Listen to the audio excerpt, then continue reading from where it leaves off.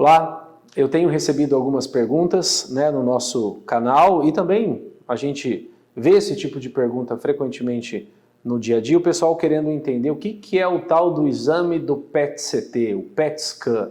Quem que tem indicação de fazer um PET-scan? Então, vamos separar aqui alguns minutinhos para tentar explicar qual é a indicação e o quanto de informação esse tipo de exame nos dá.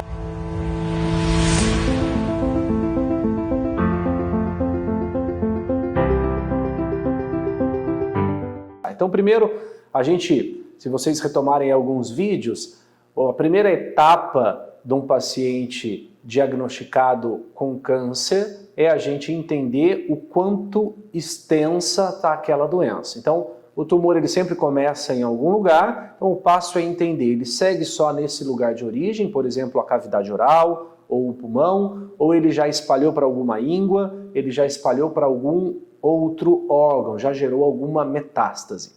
E para a gente fazer essa avaliação, que a gente chama de estadiamento, a gente usa exames de imagem.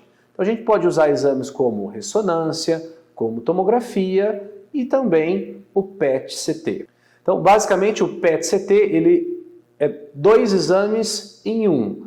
O PET é um exame que nos mostra quais tecidos no nosso corpo estão usando glicose no seu metabolismo para manter o seu funcionamento e o quanto esse tecido está usando essa glicose, e o CT de tomografia computadorizada, Então, um exame é sobreposto ao outro e a gente tem a informação completa, como é a anatomia desse indivíduo e quais são os tecidos que estão usando glicose, qual a intensidade dessa utilização. Então veja, para isso a gente tem que colocar glicose na veia do paciente. Então o contraste do PET-CT que a gente usa é um suco de glicose.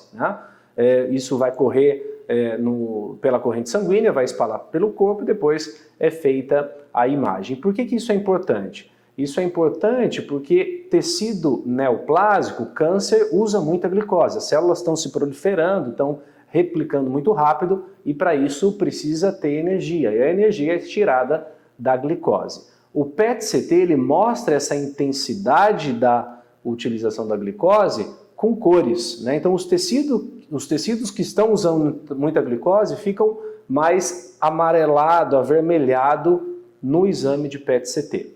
Existem alguns tecidos no corpo que usam fisiologicamente muita glicose, como por exemplo o coração. Então é normal a gente ver um PET-CT, a parte do coração, ela mais avermelhada. E um tecido que usa exclusivamente glicose é o cérebro. Então o PET-CT não é um bom exame para a gente ver se o indivíduo tem, por exemplo, metástase cerebral. Então quando a gente usa PET-CT para avaliar a extensão da doença, se a gente quer ver o tecido cerebral como é necessário no estadiamento, por exemplo, de câncer de pulmão, a gente precisa fazer um outro exame para o cérebro, no caso, o melhor exame é a ressonância. Então o PET-CT ele é um exame de imagem, quem que precisa fazer? Quem tem um diagnóstico de câncer estabelecido, diagnosticado.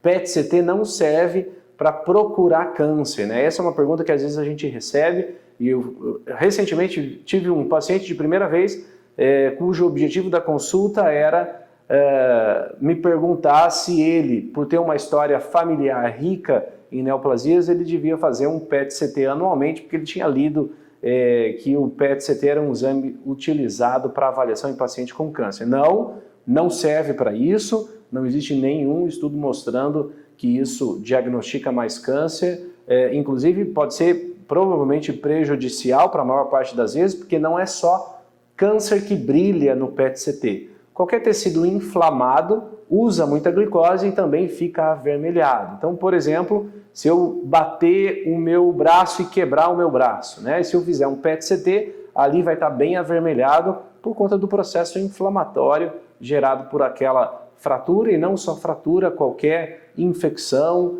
no pulmão, uma pneumonia pode levar a esse falso positivo do PET para câncer. Então, o PET-CT serve para a gente avaliar a extensão da doença neoplásica, depois que um diagnóstico ele é estabelecido. Tá certo?